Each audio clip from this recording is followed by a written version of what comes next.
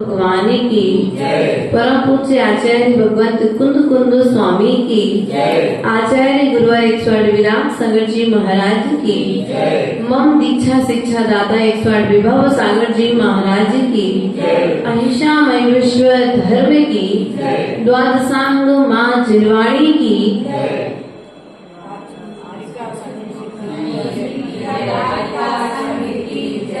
प्रिय बंधुओं,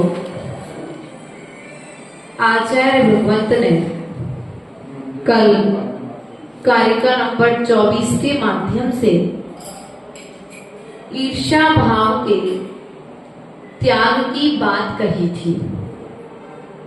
अर्थात धर्मात्मा को देख करके, धर्मात्मा के कृत्यों को देख करके, उनके गुणों को सुन करके, उनकी प्रभावना को देख करके हमें उन धर्मात्मा जीवों से ईर्ष्या नहीं करना चाहिए।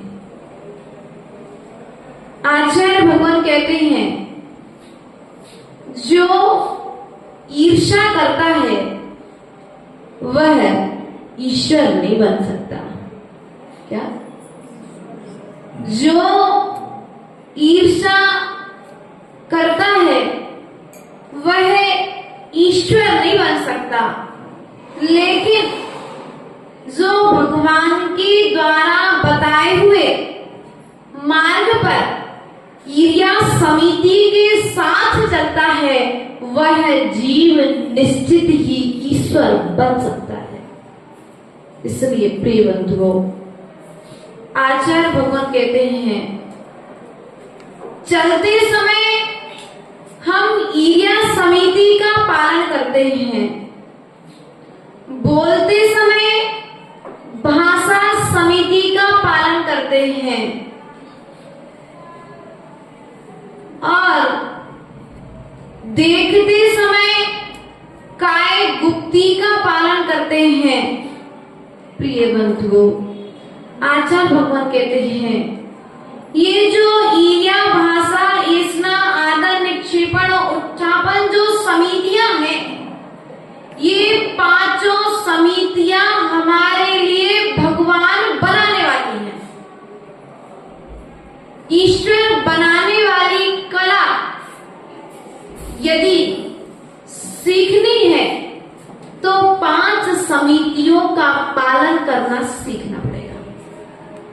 तो क्या ये 5 समितियां मात्र साधु पालन करेगा कि श्रावक भी पालन कर सकता है? अब आचार्य भगवंत कहते हैं, सूक्ष्म रूप से साधु पालन करेगा, लेकिन स्थूल रूप में श्रावक पालन करेगा। जानबूझ करके किसी जीव की हिंसा का भाव नहीं करेगा, किसी जीव को मारने का भाव नहीं करेगा, किसी जीव से बदला लेने का भाव नहीं करेगा। वह भगवान आत्मा इन समितियों का पालन स्वयं भी करेगा और दूसरे को पालन करने की प्रेरणा देगा। रास्ते में चलते हुए चींटियों को तो हमने बहुत बचाया है, लेकिन हमारे वचनों के द्वारा किसी जीव के भावों का घात तो नहीं हो रहा है क्या? आचार्य भगवंत कहते हैं, आत्मघाती महापापी। क्या कहा? आत्महत्या करने वाला महापापी कहाँ है? लेकिन जब कुंद स्वामी से पूछा तो आचार्य भगवंत ने कहा कि आत्मघात अर्थात पहले नंबर तुमने अपने भावों का घात कर दिया।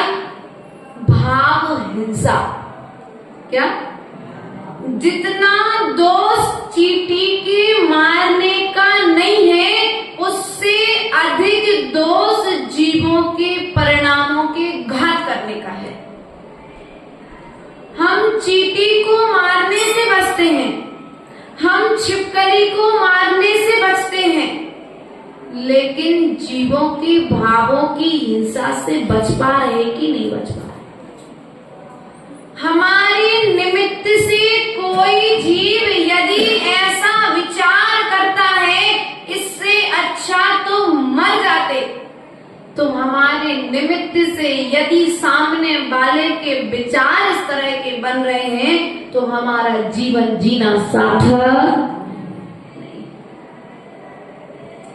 निमित्त और उपादान दोनों कार्य करते हैं भैया। निमित्त भी कार्य करता है और उपादान भी कार्य करता है। यदि उपादान कमजोर है, माताओं ध्यान देना, माताओं ध्यान देना, यदि आपका उपादान कमजोर है तो निमित्त आप पर हावी, और यदि आपका उपादान मजबूत है तो वह निमित्त तुम पर हावी नहीं हो पाएगा। भगवान पारसनाथ के लिए बहुत से कारण उपस्थित हुए कसाय करने के, हुए ना। कामठ ने उपसर्ग किया, भगवान महावीर स्वामी के ऊपर यक्षिणी ने उपसर्ग किया। जब राम ने दीक्षा ले ली तो सीता का जीव राम की परीक्षा लेने के लिए आया, लेकिन सब कुछ स्थितियां सामने में होने के बाद में भी राम का उपादान मजबूत था। क्या था? राम का उपादान मजबूत था तो बाहर में निमित्त कोई कार्य, लेकिन हमारा उपादान इतना कमजोर है, इतना कमजोर है कि रास्ते में चलते यदि हमने किसी कपड़े वाले की दुकान पर अच्छी सी साड़ी टंगी देख ली तो क्या करते हो फिर? बोलो तो अरे बहुत अच्छी लग रही थी, सब काम जल्दी से निपटा करके उसकी दुकान पर नया माल आया है साड़ी लेने, बोलो तो करते कि नहीं करते? ऐसा करते कि नहीं करते? परिग्रह संज्ञा, तुम पर वस्तु को देख करके प्रभावित हो गए, हुए कि नहीं हुए? और पर वस्तु को देख करके जब आप प्रभावित हुए हो तो तुम अपने उपयोग से बाहर गए हो, अपने ज्ञान से बाहर गए हो, अर्थात पर में भटक रहे हो, और जब पर में भटक रहे हो तो परमात्मा बन नहीं सकते हो। परमात्मा बनना है तो परेशानियों में समता रखनी पड़ेगी। क्या परेशानियां? भगवान हमको इतनी परेशानियां क्यों देते हो आप भैया? भगवान परेशानियां देते हैं कि तुम्हारे द्वारा किया हुआ कर्म तुम्हें परेशानियां दे रहा है। लेकिन हम दोस्त बोलो तो भगवान के मत्थे मर देते, किया हमने है, लेकिन दोस्त धन्यवाद कभी नहीं देते भगवान को। देते क्या? बच्चे माता पिता जन्म से लेकर के बच्चे के एक उम्र तक सेवा करते हैं, लेकिन जिस बच्चे को माँ ने गोद में लिया, दूध पिलाया, चलना सिखाया, बोलना सिखाया, सब कुछ किया, लेकिन एक दिन वही माँ बाप उस बच्चे के लिए बोझ लगने लगते कि नहीं लगते? स्थितियां सामने में दिख रही हैं, परिस्थितियां सामने में दिख रही हैं। कारण क्या है? तुम अपने को छोड़ करके पर में भटक रहे थे, अब पर में भटकने का परिणाम हमें भोगना पड़ता है। क्या? इतने लीन हो गए थे पुत्र की सेवा में कि तुमने परमात्मा को छोड़ दिया। पुत्र को ही तुमने अपने पूरे जीवन की सफलता सुख का साधन तुमने पुत्र को मान करके रखे हो। आचार्य भगवान कहते हैं एक बात, पुत्र है लेकिन पुत्र ही सब कुछ है ऐसा मान करके मत रखो, वरना भविष्य में दुख होगा। भगवान को छोड़कर के तुम पर में सुख ढूंढ रहे हो, भगवान में भी सुख देने की ताकत है क्या? बोलो तो। भगवान में भी सुख देने की ताकत नहीं है, लेकिन तुम्हारा जो पुण्य है वह क्या होगा? प्रभु के चरणों में आने से पाप घटेगा, पुण्य बढ़ेगा, तो क्या होगा? सुख की उत्पत्ति होगी, सुख की प्राप्ति होगी। जो पर्यायों में, पर वस्तुओं में परिणाम भटक रहे हैं, वह परिणाम स्थिरता को प्राप्त होंगे। हम निमित्त को दोष देकर के बैठे हैं और उपादान की ओर हमारी बिल्कुल भी दृष्टि। ये पंखा तुम्हें सुख दे रहा है, क्यों भैया? पंखा अभी सुख दे रहा है, क्यों? क्योंकि गर्मी का मौसम है। एसी अभी आपको सुख दे रहा है, क्यों? क्योंकि गर्मी का मौसम है। कूलर आपको सुख दे रहा है क्योंकि गर्मी का मौसम है। और यही कूलर, पंखा, एसी यदि ठंडे के महीने में चला दिए जाए तो बोलो तो क्या होगा? क्या कहोगे? कहे भैया हमने कौन से जन्म को बदला ले रहे हमसे जो इतनी ठंडी में पंखा चालू कर दो, ऐसा बोलते ना। हमसे कौन से जन्म की बुराई निकाल रहे तो एसी चालू कर दिया। कभी कभी मजाक में ऐसी बातें घर में होने लग जाती हैं, मनोविनोद होता है जब। तो कहने का तात्पर्य है अपने पर्याय को संभालना है तो पर को दोष देना बंद करना पड़ेगा। वह सीता धन्य है जिसके लिए पहले तो 14 वर्ष पति के साथ जंगल में रह लिया, उसके पश्चात राज्य में आने के पश्चात एक किसी व्यक्ति के कहने पर राम ने वनवास वन में छुड़वा दिया। लेकिन इतना सब कुछ होने के बाद में भी सीता ने राम को दोष, और हमारी स्थिति क्या है? हम निमित्त को दोष देते हैं, उपादान की ओर हमारी दृष्टि, इसलिए हम पर को दोष दे रहे हैं, इसलिए परमात्मा नहीं बन पा रहे हैं। माता जी हम अभी तक भगवान क्यों नहीं बने? हम इसलिए भगवान नहीं बने क्योंकि हम एक तो पर को निहारते रहे, पर वस्तुओं को निहारते रहे और पर को दोष देते रहे और पर के दोषों को निहारते रहे। यदि पर को निहारना बंद करोगे तो परमात्मा बनोगे। परेशानियों को देख करके, आता देख करके धैर्य धारण कर लो, क्योंकि वो परेशानियां भी आकर के जाने के लिए आई हैं, द्वारा पर आने वाली वे परेशानियां भी तो तुम्हारी परीक्षा लेगी। क्यों भैया? नियम लेते हो, नियम लेने के बाद में परीक्षा होती है, होती है कि नहीं होती है? वह पुरुरवा भी जिसने कौवे का मांस खाने का त्याग कर दिया, महावीर स्वामी का, और जैसे ही कौवे का मांस खाने का त्याग किया, कुछ स्वास्थ्य बिगड़ा, तो वैद्य ने कहा कि तुम सब तरह के मांस तो खाते हो, इससे फायदा नहीं होगा, तुम्हें कौवे का मांस।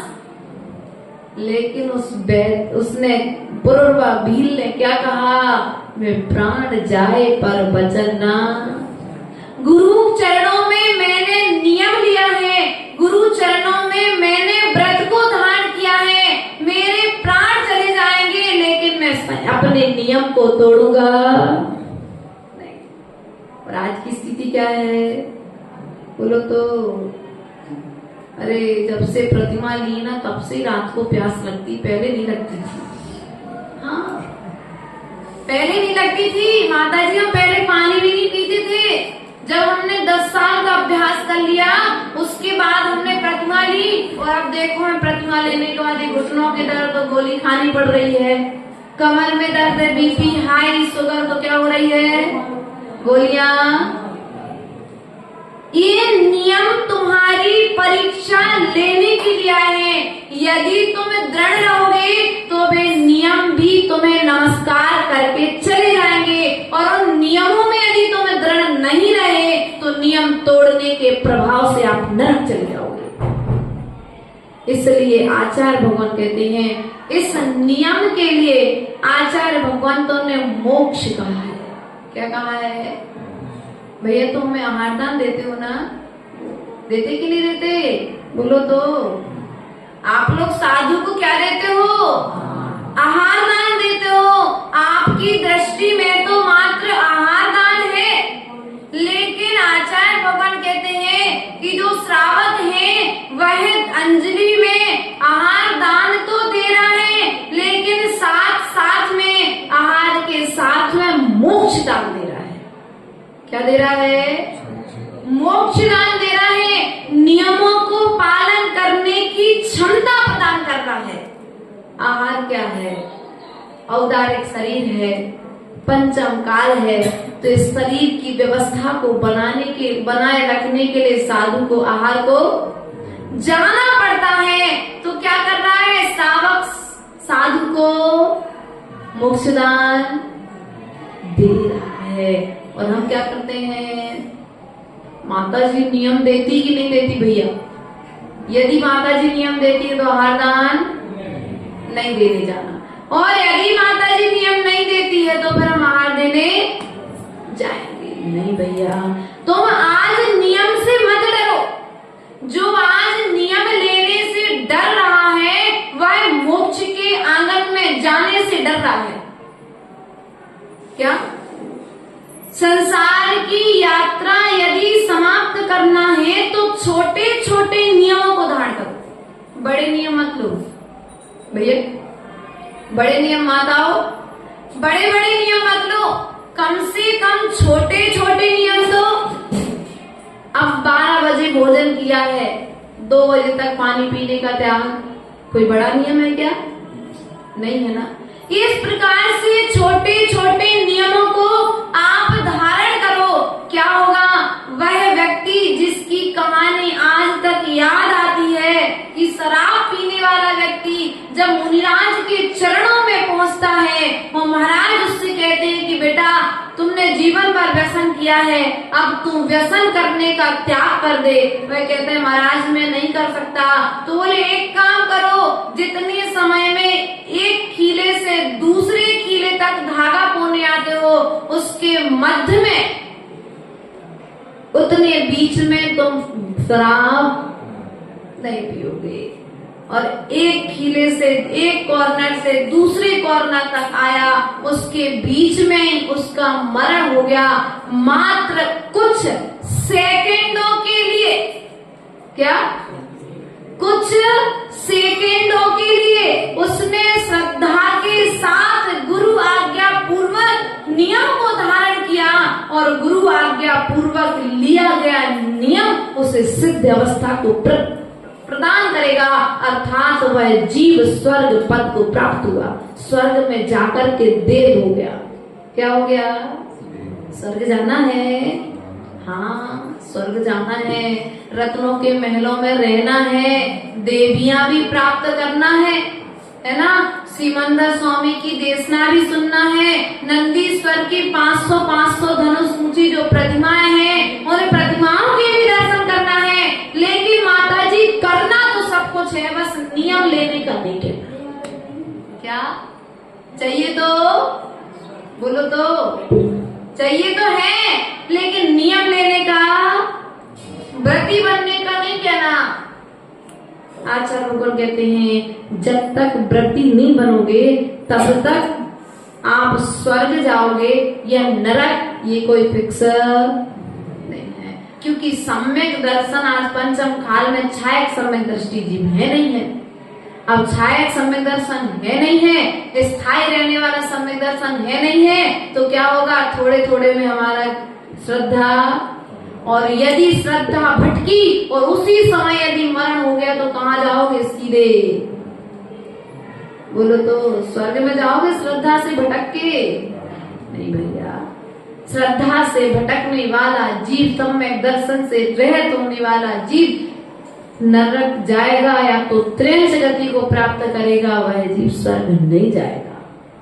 इसलिए प्रयास और पुरुषार्थ करो, सब कुछ छूट जाए, हे भगवान मेरी श्रद्धा ना छूटे।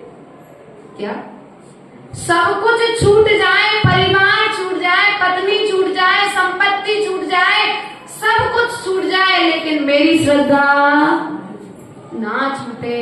आचार्य भगवंत यहाँ पर कारिका नंबर 25 के माध्यम से आज हमारे लिए क्या बताना चाहते हैं, इस बात को हम समझने का प्रयास और पुरुषार्थ करेंगे।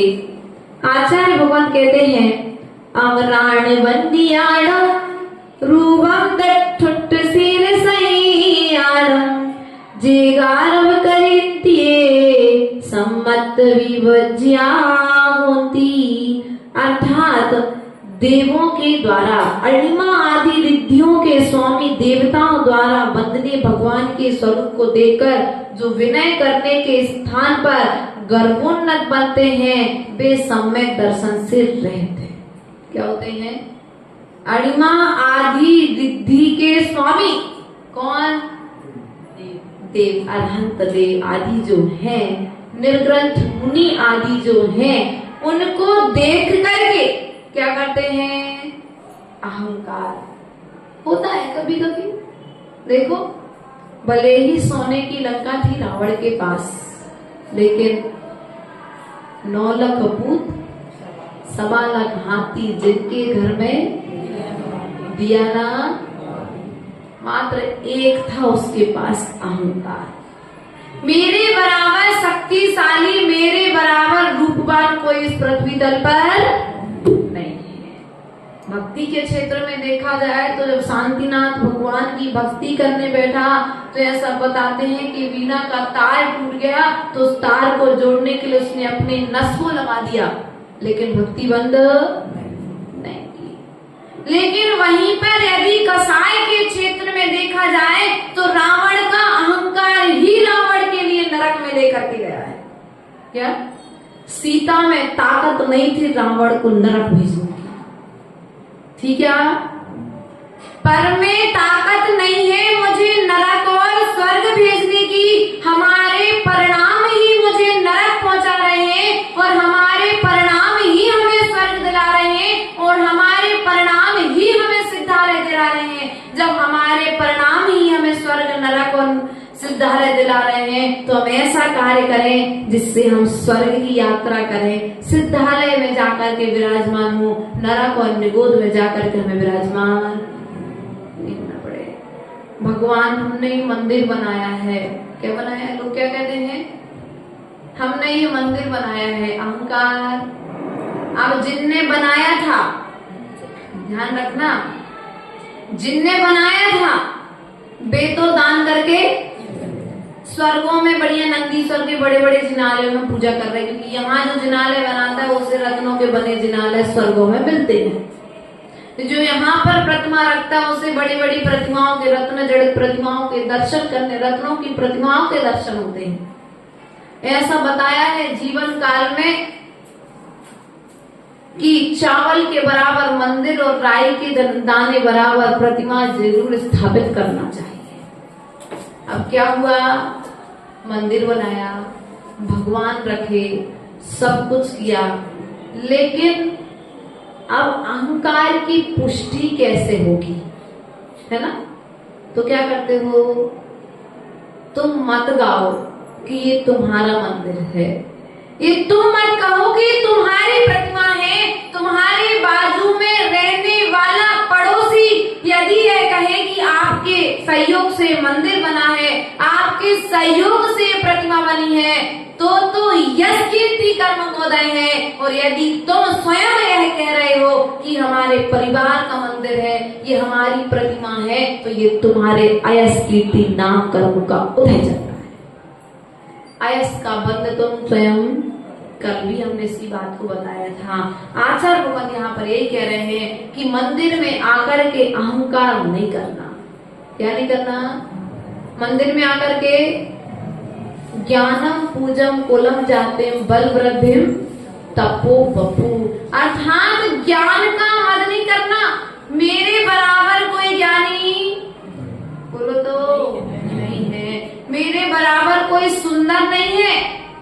सुनो तो भैया, यहाँ बात क्या होती है, सास तो सुंदर नहीं थी लेकिन बहू अच्छी सुंदर मिल गई, तो सास अहंकार में बोलो तो भूल गई। अब सुनो बहू, आज तुम जिसके अहंकार में डूबे हो, जिसके कारण से तुम दूसरों के लिए हीन दृष्टि से देख रहे हो, वो बहू जब तुम्हें छोड़ के जाएगी तब फिर। इसलिए आज जो प्रथा चल रही है, सुंदर बहू और अच्छा पैकेज वाला लड़का। क्या? लड़की सुंदर होना और लड़का अच्छा पैकेज वाला होना, दोनों चीजें देख रहे हो, इसलिए बीच में कहीं कहीं पर तलाक की स्थितियां बन जाती हैं। लेकिन लड़का संस्कारित देखते, क्या? लड़का व्यवहारिक देखते और बेटी यदि संस्कारित देखते, तो उसका परिणाम है कि आज 70-70 साल 50-50 साल आपको एक जॉइंट फैमिली के साथ रहती हो गए, कोई तलाक और कोई लड़ाई झगड़ा। क्यों? क्योंकि व्यवहारिकता और संस्कार ये दोनों हमारे जीवन को ऊंचाइयों पर लेकर के जाते हैं। पैसा कितना भी हो, लेकिन बड़ों से बोलने का तरीका नहीं आए तो वो दामाद भी क्या काम का, वो बेटा भी क्या काम का है जो पैसा कमाना तो सीखा लेकिन बड़ों की विनय करना भूल गया। वो पैसा तुम्हारे काम में आएगा क्या? पैसा आया और पुत्र तुम्हारे हाथ से, तो पैसा काम का है कि पुत्र। इसलिए माताओं, जब बहू देखने जाओ, किसी के घर की बेटी देखने जाओ, तो पहले ये पूछना कि चौका लगा के जाती कि नहीं जाती, मंदिर जाती कि नहीं जाती, पूजा करती कि नहीं करती। और आजकल तो और भाई एक व्यवस्था हो गई। हम लोग पटना में थे पिछले साल इन्हीं दिनों, तो एक लड़की आई, बोली माता जी बहुत अच्छा रिश्ता आया जबलपुर का। अच्छा, लेकिन माता जी उस लड़के की माँ है ना 16 करती है। क्या? उस लड़के की माँ 16 करती है। हमें जैसा चाहिए था, एक लड़का चाहिए था, आगे पीछे कोई नहीं होना, ना बहन होना, ना भैया होना, ना देवरानी होना, ना जेठानी होना, ना नंद होना, मात्र माता पिता और लड़का। तो बोले सब कुछ है लेकिन माँ 16 करती है, हम करें कि नहीं करें? तो मैंने कहा ठीक है बेटा, आज तुम दूसरे के घर में ऐसा देख रहे हो, कल तुम्हारा भाई भी तुम्हारे पीछे खड़ा है, कल तुम्हारी माँ को भी कोई इस तरह से देखने आया और तुम्हारे भाई से कहे कि पहले नंबर माँ को अलग करना पड़ेगा, उस समय अपने दिल पर हाथ रख के पूछना कि क्या हम दूसरे के प्रति है सही व्यवहार कर रहे हैं।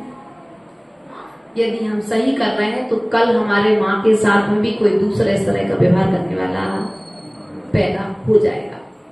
इसलिए प्रिय बंधुओं, व्यवहार में, गृहस्थ जीवन में हो तो भी विनय जरूरी है, और धर्म मार्ग पर हो तो भी विनय जरूरी है। और जहां पर विनय नहीं है, व्यवहार नहीं है, वहां पर लड़ाइयां, यहाँ पर विनय नहीं करोगे तो गति बिगड़ेगी, और वहां पर विनय नहीं करोगे तो वहां व्यवहार बिगड़ेगा।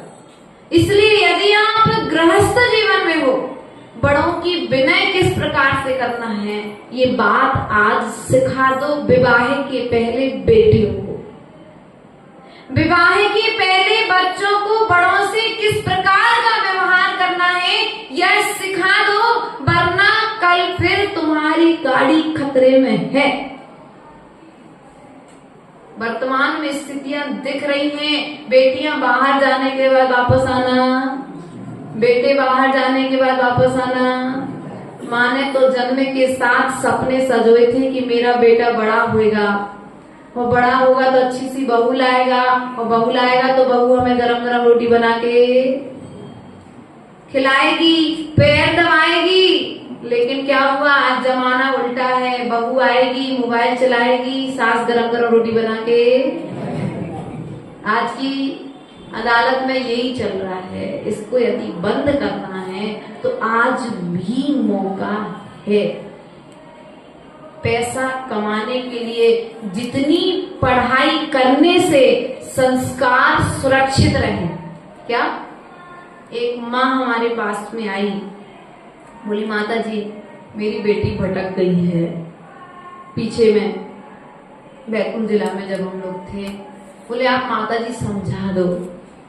हमने बहुत समझाया उस बच्ची को, लेकिन वो बच्ची बोली, पता उस बच्ची के शब्द क्या थे?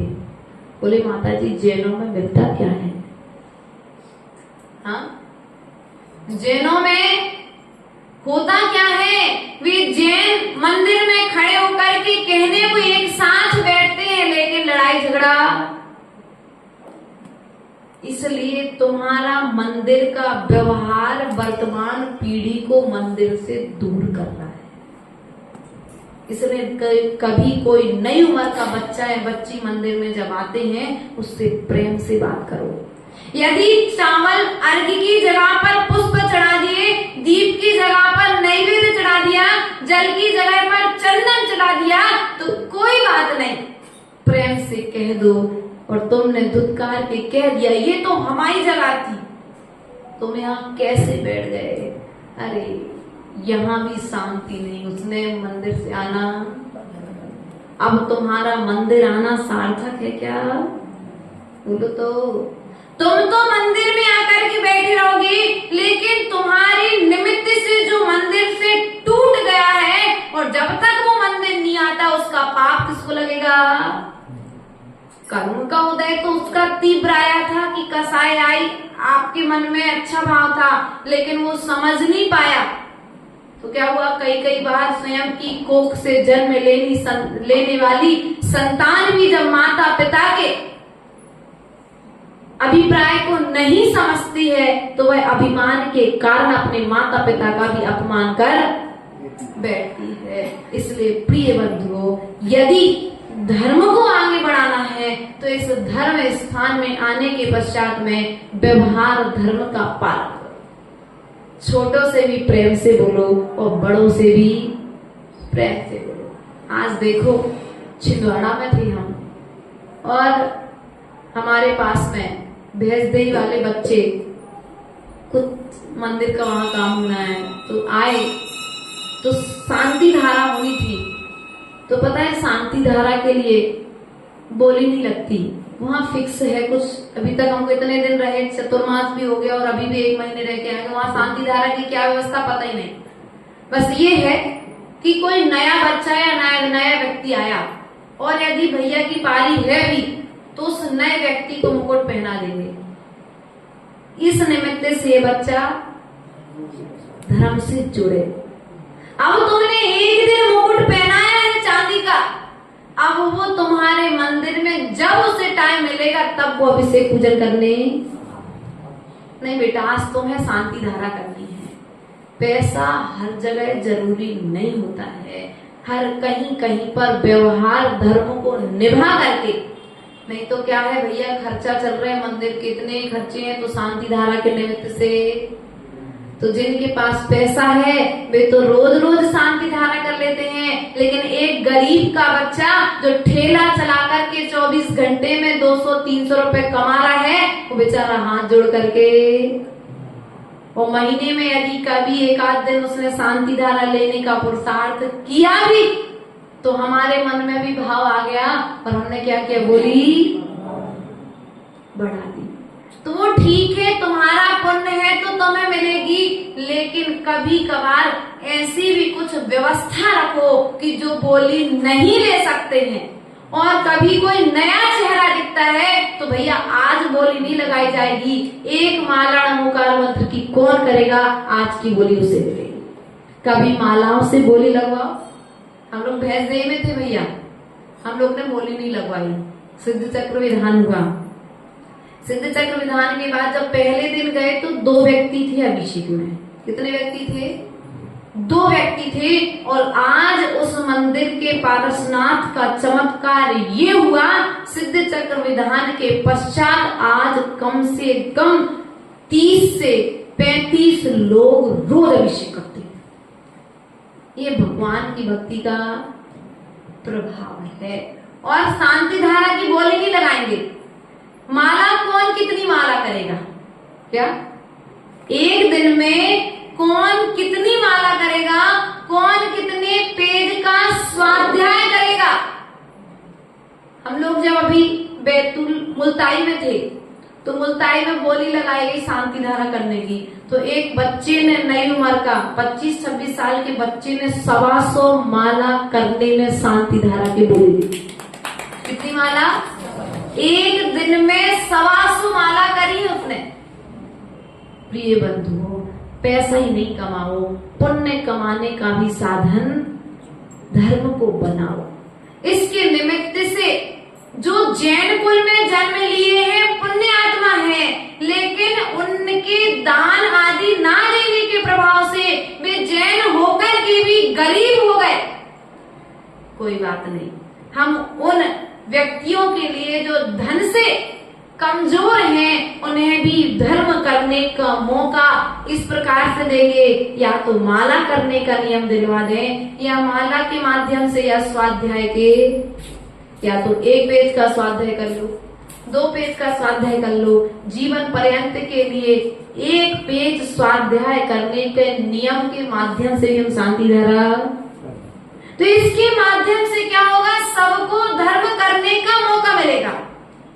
मंदिर में नए लोग, भैया उधर बोली लगती है, हमें नहीं करना उधर शांति, बोली लगेगी, समय बर्बाद होगा। नहीं भैया, माला आमंत्रित है, माला में व्यक्ति 5 मिनट में बोलिया। इसलिए पुण्य का साधन बनाओ। मंदिर में आकर के छोटों को भी जोड़ने का प्रयास करो, बड़ों को भी जोड़ने का प्रयास करो। इस मंदिर में भी कुछ ऐसी व्यवस्थाएं बनाओ। अपने पास बहुत बड़ी जगह है कि जो हमारी बहुएं मंदिर में नहीं आ रही है। क्या इधर उधर जाकर के बीसी किटी पार्टी आदि हो रहे हैं, कार्यक्रम होते हैं, उनको एकजुट होना पड़ता है, फिर वो पैसा इकट्ठा करते हैं, फिर वो दान में भी लगाते हैं, कहीं बच्चों को देते हैं पढ़ाई वगैरह के लिए, कहीं वृद्धाश्रम में देते हैं, आदि आदि व्यवस्थाएं अपनी महिला मंडल की बहुएं भी करती हैं, सास मंडल भी करते हैं, पुरुष वर्ग भी अपने फंड से निकालते हैं। तो क्या हम एक होकर के यदि इस कार्य को करेंगे तो मंदिर में चहल पहल रहेगी कि नहीं रहेगी? ऐसे कुछ कार्यक्रम हफ्ते में, महीने में, 15 दिन में ऐसी कुछ व्यवस्थाएं बनाओ कि मंदिर से व्यक्ति जुड़े, भगवान से व्यक्ति जुड़े, और जो भगवान के पास में आएगा, मंदिर के अंदर में आएगा, वह एक ना एक दिन भगवान की भक्ति करने के लिए मजबूर हो जाएगा। लेकिन आज क्या है, मंदिर के अंदर ही आना नहीं चाहता व्यक्ति। और एक तो व्यवस्था सबसे अच्छी है, लेकिन उसमें भी कुछ अच्छा हो सके तो जो प्रातःकालीन बेला के बाद 6 बजे के बाद जो मूल लायक का 9 साढ़े 9 बजे अभिषेक हो रहा है, ब्रह्म मुहूर्त बताया है, हम कितने बजे करते हैं? सबका इंतजार करते हैं, है ना। मूल लायक वेदी का अभिषेक यदि 6:15 बजे हो रहा है तो एक टाइम फिक्स कर दो, 6:15 के बाद मूल लायक वेदी का अभिषेक। राजा कोई खेल खिलौना नहीं है कि जब आओ तब करते चलो। राजा की सभा एक बार हो लगनी चाहिए, बार बार। एक बार 6:15 बजे कर लिया, फिर एक बार 9:15 बजे कर लिया, और दूसरे का तीसरे का मन हो गया तो तीसरी बार। ठीक है, रविवार का दिन आपका फिक्स है तो महीने में 4 दिन व्यवस्था बिगड़ेगी, लेकिन बाकी 26 दिन की व्यवस्था तो व्यवस्थित। 9 की जगह सब जगह 6 से लेके 7:30 के बीच में, 8 के बीच में अभिषेक हो जाते हैं। लेकिन अपने यहाँ 9 बजे। हमने पूछा क्यों? बोले माता जी लोग बाग आती नहीं, तुम लोगों का इंतजार करना बंद कर दो। जिनकी अभिषेक करने के नियम है वे 19 वेदियों में से किसी एक वेदी के अभिषेक कर लें, लेकिन मूनलाइट वेदी का अभिषेक 8 के बाद में। क्या कहा? राजा कोई बच्चे की तरह खेल खिलौना अतिशय बढ़ेगा इसमें आपकी प्रतिमा का। क्या? राजा हर समय हर किसी से नहीं मिलता, राजा के दरबार में मिलने का भी समय, और यदि हर समय मिलने लगे तो राजा की कत्र प्रजाजन उतने भक्ति के साथ में बोलो तो। इसलिए प्रयास और पुरुषार्थ करना। माताओं, आपके घर से ही पुरुष वर्ग आता है, तो आप लोग क्या कर सकते हो भैया? ये पर्युषण पर्व आएगा अभी 3 महीने बाद, इस पर्युषण पर्व में चर्चा कर लेना और इस तरह की व्यवस्था चालू 3 महीने आपको इसलिए दे दी कि 3 महीने में आपकी सामाजिक व्यवस्थाएं हैं, आगे पीछे करने में समय लगता है, इन कामों में लगता है, घर के कामों में नहीं लगता, क्योंकि ये सामाजिक व्यवस्थाएं हैं। धर्म करने के लिए हमें मीटिंग लेनी पड़ती है, धर्म करने के लिए हमें सबसे पूछना पड़ता है, लेकिन पाप करने के लिए कोई मीटिंग नहीं, कोई चर्चा नहीं और कोई वार्ता नहीं और काम। इसलिए पुण्य करने के लिए जब आपको पूछना ही पड़ता है तो इस थोड़ी सी बात को हमारी मान लेना। हमारे बीच में कुछ दिनों के पश्चात 11 तारीख को लगभग श्रुत पंचमी पर्व आ रहा है और कल महिला मंडल के माध्यम से यहाँ पर तत्व चर्चा अर्थात जिनवाणी के माध्यम से धर्म की प्रभावना के लिए कुछ चर्चाएं रखी गई थी। तो जो इन चर्चाओं में शामिल होना चाहते हैं वे प्रयास और पुरुषार्थ करें। अनिता भाभी से एक बार मिलने का प्रयास कर ले। आप देखो, धर्म की प्रभावना आप घर में बैठ करके करो, मंदिर के अंदर करो, और एक धर्म की प्रभावना आप बाहर करते हो। भैया, आप अपने घर से धोती दुपट्टा पहन करके आते हो तो आपके मोहल्ले में रहने वाले लोग और मंदिर के आते तक रास्ते में मिलने वाले लोग, भैया ये जैन है, हाथ जोड़ के बाकायदा मुट्ठी में चावल, शरीर पर पीले धोती दुपट्टा, तत्काल विनय के भाव आ जाते हैं। यदि उसको कोई तुमसे कसाय संबंधी अर्थात कोई व्यापार संबंधी भी चर्चा करनी है तो क्या करेगा? अभी नहीं भैया, मंदिर जा रहे हो, बाद में करेंगे चर्चा, लौट के आएंगे तब चर्चा। जब तुम इन वस्त्रों के माध्यम से कोई बाहर वाला व्यक्ति तुमसे प्रभावित होता है और जब हम एक साथ रोड पर निकलेंगे भगवान की रथ यात्रा लेकर के, मात्र महावीर जयंती को हम उत्सव के साथ मनाते हैं, महावीर जयंती से भी बड़ा पर्व है श्रुत पंचमी। क्या? महावीर जयंती से भी बड़ा पर्व है श्रुत पंचमी। यदि भगवान महावीर स्वामी ने एक उपकार किया, समोसण में दिव्य ध्वनि प्रदान की, लेकिन आचार्य भगवंत धरसेन स्वामी ने नरवाहन और मेघवाहन नाम के मुनिराजों ने, जिनका पुष्पदंत और भूतबली नाम पड़ा, उन्होंने एक उपकार किया कि ये जिनवानी लिपिबद्ध करके हमारे लिए पहुंचाई, रखी। आपको आपके पिता ने आपके नाम पर लिखी हुई संपत्ति के दस्तावेज घर में सुरक्षित रख दिए, एक छोटा सा मकान आपके नाम पर कर दिया, आप प्रसन्न हैं। लेकिन हमारे महावीर स्वामी की जो वाणी रूप संपत्ति है उसको पुष्पदंत और भूतबली स्वामी ने हमारे भविष्य के लिए क्या किया? हमारा भविष्य अच्छा हो, हमारा भविष्य उज्जवल हो, इस बात के लिए हम इस पंचम काल के अंतिम समय तक धर्म कर सके, इस विषय को बताने के लिए लिपिबद्ध किया। आज तो कागज पेन आसानी से मिलते हैं, उस समय कलम और स्याही के माध्यम से एक एक बार डुबो करके फिर लिखा, कितना परिश्रम किया है। तो हम क्या उस रथ यात्रा में शामिल होकर के जग को ये नहीं बता सकते कि हमारे दर्शन में भी, जैन दर्शन में भी श्रुत पंचमी पर्व को उत्सव के साथ मनाया जाता है, अर्थात जिनवाणी माँ की आराधना मात्र मंदिर के अंदर बैठ कर के नहीं होती है, रास्ते में भी हम प्रभावना के साथ में जिनवाणी की यात्रा को बोलो तो अभी निकला था प्रभावना जुलूस कुछ दिन पहले 31 तारीख को। उस समय भी आपकी उपस्थिति देखने में आई थी और अब देखने में आएगी 11 तारीख को। आप कितने उत्साहित हैं जिनवाणी को पाकर के, माँ को पाकर के। यदि एक बच्चा मेले में घूम जाए और उसकी गुमी हुई माँ मिल जाए तो बच्चा कितना प्रसन्न होता है। और अनादिकाल से भटकते हुए हम जीवों के लिए जिनवाणी माँ मिली है, आप कितने प्रसन्न हैं, यह बात तो 11 तारीख को पता पड़ जाएगी। आपकी नींद खुलती है कि नहीं खुलती है, कहने की जरूरत। ट्रेन का समय होता है तो 4 बजे नींद खुलती है, लेकिन ये तो क्या है, धर्म प्रभावना है। ये तो 1 घंटे लेट भी बोलो तो इंतजार तो हमारा, यदि भगवान महावीर स्वामी तुम्हारा इंतजार करते तो वे सिद्धालय नहीं जा पाते।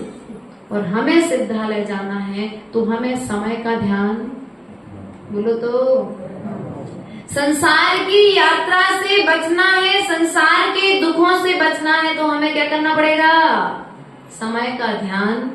एक तो घड़ी के समय का, और समय अर्थात अपनी आत्मा के परिणामों का ध्यान रखना पड़ेगा। तब कहीं जाकर के हम कर्म की निर्जरा कर पाएंगे। इन्हीं भावनाओं के साथ में हम शुक्ल पंचमी पर्व के लिए एक साथ मनाने का प्रयास और पुरुषार्थ आप सभी करेंगे। इन्हीं भावनाओं के साथ परम पूज्य आचार्य गुरुवर ईश्वर विधोब सागर जी महाराज की जय।